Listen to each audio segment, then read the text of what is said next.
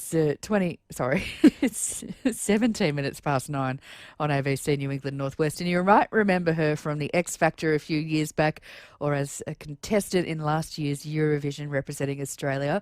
Well, now Dami Im is visiting Armidale later this week for her first proper show in the town. She's touring her EP live sessions on the Dreamer Tour. Helena Game caught up with Dami to hear about how the EP came together and some of the inspiration behind her work.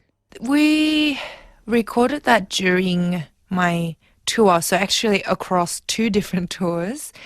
So Dreamer, it was recorded in 2017 during my first tour, and the rest of it was on my I Hear a Song tour, which was 2018, I think. I love performing live, and I thought it'd be really good to finish these tours with something for people to remember by, and something to just celebrate the years of touring and the songs that I've been singing up till that point, just to close off a chapter as well before I go on another one, which I'm about to. So that was that part of my journey. So how does that recording process work? Obviously they're live. How do you go about recording it? Is it any different, the process, or is there a different focus in your mind when you're doing the recordings that are going to go onto something like an EP? Do you know what? I think if I knew that we were going to do a live EP, I would have not sang the same way. Like there would have been too much pressure. I actually wasn't actually planning to release them. We just recorded them because we could, just for ourselves and just in case kind of thing. So we recorded a lot of the shows, and then the idea sort of came up much later after the tours were over. We're like, what could we do? Like, these actually sound really nice, and it captured like a part of my a point in my career where we really enjoyed doing these shows, and they sound nice in that their own way. It's different to the studio album, but it captured that feeling of those shows, that excitement, and we thought let's collect those ones and have them released. So they are truly the same as how I would actually perform in these live settings, because I didn't know, I didn't really think about it being recorded.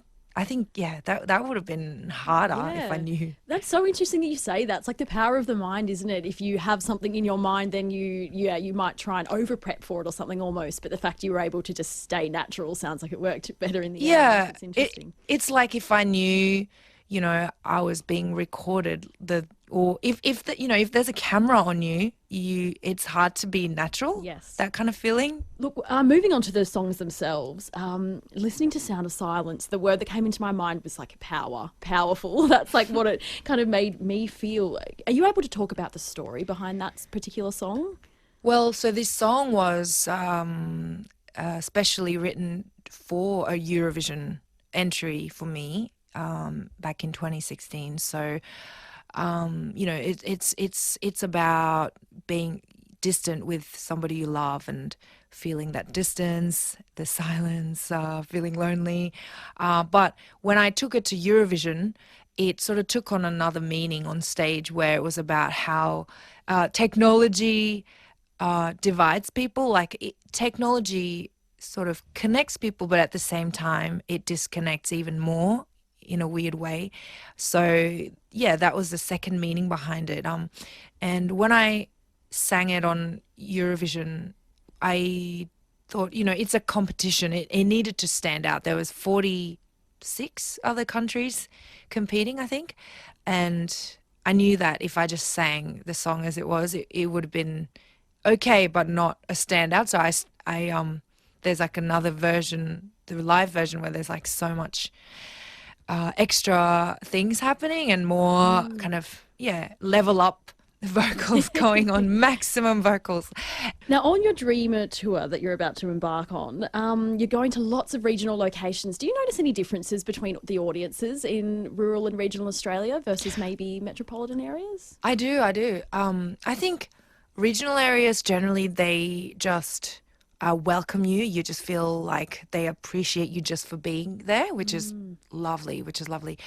Sometimes certain regional audiences can be a little more shyer. So it's like they start off very polite, but then by the end of the night, they open up, and it's like getting to know somebody. So at first they're all like very careful, but then at the end that everyone's like, we're like best friends, and everyone's like yelling and, you know, cheering and talking, and like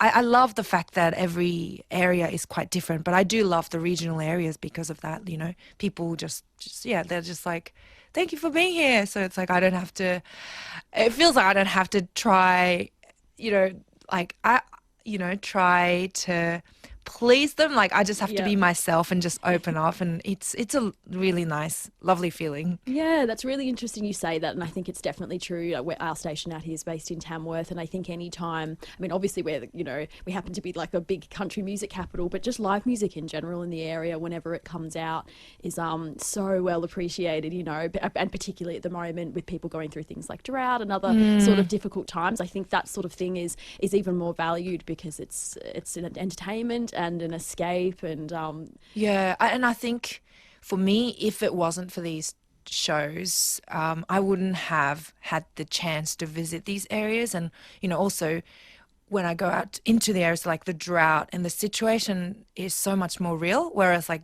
you see it on the news and whatever, but it seems so distant. But then when you actually go there, you're like, wow, like it's just like right next door to us. Like people are going through these things, and it's just really good to know and actually see it for yourself, and you know, just see the different towns, see what they're going through, like whether it be good or bad. And I'm just grateful, like lucky to have the chance to go to these areas that I otherwise wouldn't have had the chance to go to. Absolutely. Do you have any particular favourite places you like to revisit or you like to play in particular? I am going back to a lot of the places that I have been to before, and you know, I'm going to Armidale. I wanted to come back to Armidale to do a full show. I've never done a full show before. I've done like an in-store at a shopping centre. So like I promised, like, I promise I'll come back and do a show. So I'm really, really glad that I'm able to do that. Speaking of touring, did I read correctly that you toured with Human Nature? What was that like? It was awesome. They were amazing. You know, like they've been performing together for 30 years, which is like, what? It's a long time for you to be like around people, the same people, and performing, working together. But yeah, like I think that's what makes them so professional and so good at what they do. Well, maybe I'll leave you with a maybe slightly tricky, hopefully not annoying question. In the next 30 years, like where would you see yourself? I know that's so, oh my gosh, so long away, but you know, I suppose what would you like to look back on, or what would you have liked to achieve musically in those next few decades? Well, wow, that's a long time. I mean, like, I don't even know what I'm doing tomorrow. Overall, like, I do think about, like, what I'm trying to do with my life, like, these serious questions. And I like to plan, you know, like, have a direction, not just sort of, just cruise and whatever. But I think for me, I'm a singer and a songwriter, so I would be songwriting for the rest of my life and sharing my stories through that, whether that's, you know, at a huge stadium or ends up being like in front of like 10 people at one point. Like, it doesn't, I guess, matter so much as me being able to still do what I love to do.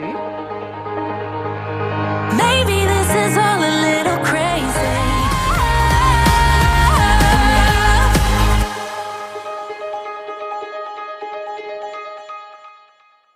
Dami, Super Love on ABC New England Northwest.